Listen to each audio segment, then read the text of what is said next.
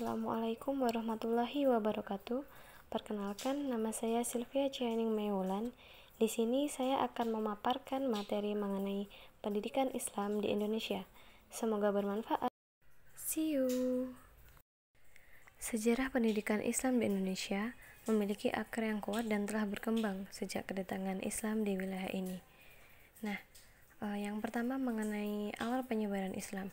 Islam masuk ke Indonesia pada abad ke-13 melalui para pedagang dan ulama dari berbagai wilayah seperti Gujarat, India, dan Persia. Mereka ini membawa ajaran Islam serta membentuk hubungan dengan masyarakat lokal.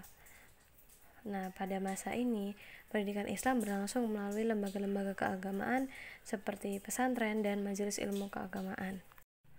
Pada abad ke-15 hingga ke-19, sejumlah kesultanan Islam muncul di Indonesia, seperti Kesultanan Demak, Mataram, dan Banten.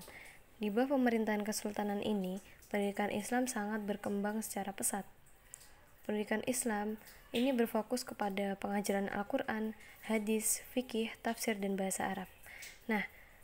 Sementara pesantren menjadi pusat pendidikan Islam yang penting, di mana para ulama memberikan pengajaran kepada santri atau muridnya. Selanjutnya, pada abad ke-17, kolonialis Belanda mulai mendominasi wilayah Indonesia. Di bawah pemerintahan kolonial Belanda, pendidikan Islam mengalami penindasan dan pembatasan. Meskipun demikian, lembaga pendidikan Islam seperti pesantren tetap bertahan dan berperan dalam mempertahankan kebudayaan dan keagamaan Islam sendiri.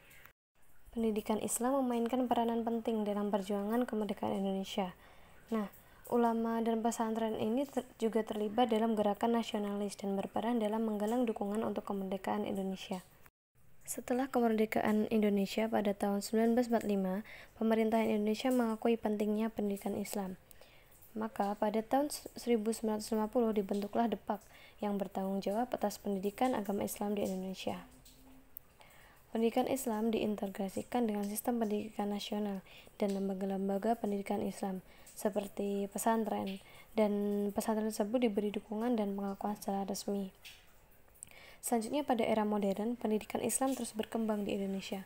Banyak sekali institusi pendidikan Islam, mulai dari tingkat dasar hingga tingkat perguruan tinggi.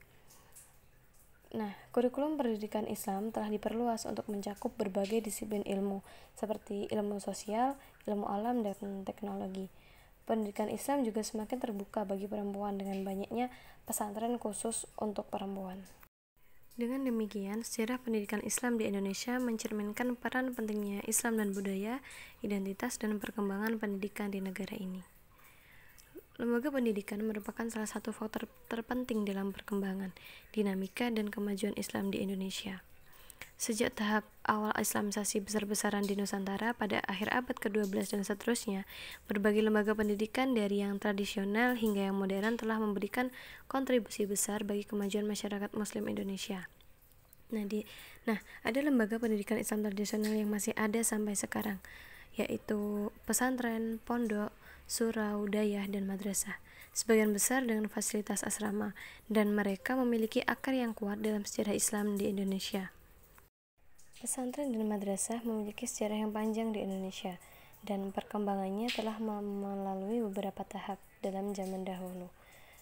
Di sini saya akan menjelaskan mengenai gambaran tentang pesantren dan madrasah pada masa lalu. Pesantren pada masa lalu didirikan sebagai pusat pendidikan agama Islam di wilayah-wilayah yang didominasi oleh masyarakat Muslim. Pesantren di zaman dahulu ini lebih bersifat tradisional dan biasanya didirikan oleh kiai atau ulama yang dihormati dalam masyarakat. Fungsi dari pesantren ini adalah sebagai tempat tinggal dan tempat belajar bagi para santri. Pada awalnya, metode pengajaran pesantren cenderung mengandalkan hafalan Al-Quran dan pelajaran agama seperti tafsir, hadis, dan fikih. Santri belajar secara intensif dengan menghafal dan memahami kitab-kitab agama. Selain itu, mereka juga terlibat dalam kegiatan kerajinan sebagai bagian dari pembelajaran praktis dan pembangunan karakter. Selanjutnya, madrasah. Madrasah pada masa lalu juga berfungsi sebagai lembaga pendidikan agama Islam, sama seperti pesantren.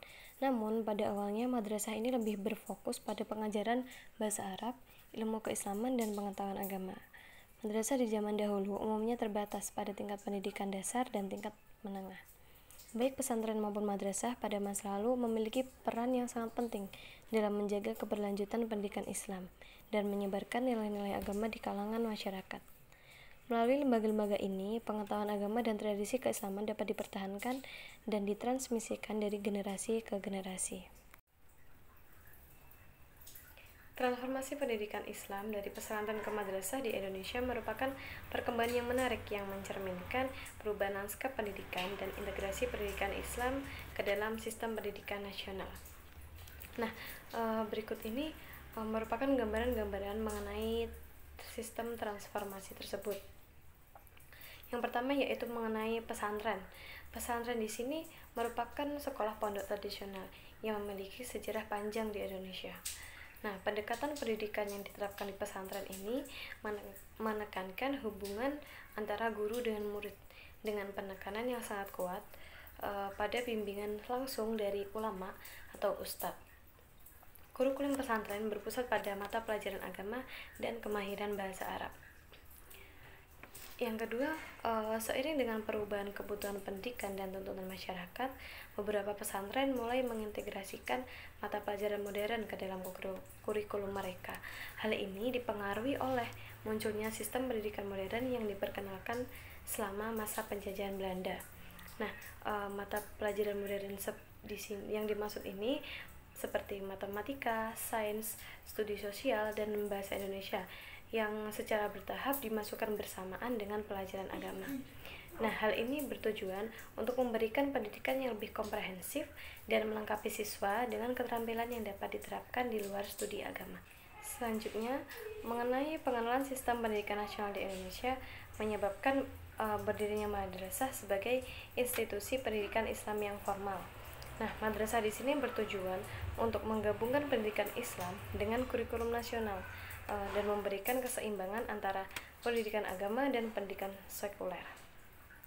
Awalnya madrasah didirikan pada tingkat pendidikan dasar yang disebut dengan MI dan menengah pertama yang disebut dengan madrasah sanawiyah atau MTS, dan yang terakhir menengah ke atas yang disebut dengan MA atau madrasah aliyah yang sejajar dengan sistem sekolah reguler. Madrasah menetapkan kurikulum terstruktur yang mencakup mata pelajaran agama seperti studi Al-Quran, hadis, fikih atau hukum Islam, dan bahasa Arab. Selanjutnya mengenai modernisasi madrasah. Pada tahun 1970-an merupakan awal mulanya modernisasi madrasah yang berlangsung secara gencar ketika Orde Baru, saat itu ketika zaman Presiden Soeharto. Nah, pada masa Orde Baru ini tidak hanya masyarakat yang berinisiatif dalam sejumlah program dalam modernisasi madrasah, tetapi pemerintah juga, khususnya melalui Kemenak. Proses tersebut terjadi secara sistematis, artinya inisiatif datang dari berbagai tingkatan pejabat di Kemenak. Nah, dalam hal ini perlu disebutkan bahwa sebagian besar pejabat tersebut adalah lulusan IAIN, dan beberapa dari mereka memperoleh gelar lanjutan dari berbagai universitas di luar negeri, baik Universitas Timur Tengah maupun Barat. IAIN adalah lembaga pendidikan tinggi Islam Indonesia yang unik dan sebagian besar didirikan oleh pemerintah Indonesia di bawah pengawasan Departemen Agama. Jadi kesimpulannya adalah pendidikan Islam memegang peranan yang sangat penting dalam masyarakat Indonesia yang mayoritas pendudukannya itu beragama Islam. Pendidikan Islam sangat berfungsi untuk menyampaikan ajaran agama, memperkuat identitas Muslim, dan membentuk karakter-karakter yang baik. Selain itu, organisasi Islam seperti Muhammadiyah dan NU juga memiliki peranan penting dalam pengembangan pendidikan Islam di Indonesia melalui pendirian madrasah, pesantren, dan lembaga pendidikan lainnya. Nah, organisasi-organisasi ini berkontribusi pada modernisasi dan peningkatan kualitas pendidikan Islam. Secara keseluruhan, pendidikan Islam di Indonesia terus mengalami perkembangan dan modernisasi. Dengan pendekatan yang tepat, pendidikan Islam dapat memberikan kontribusi yang signifikan dalam membangun masyarakat yang berkualitas, berpegang pada nilai-nilai agama, dan siap menghadapi perkembangan zaman.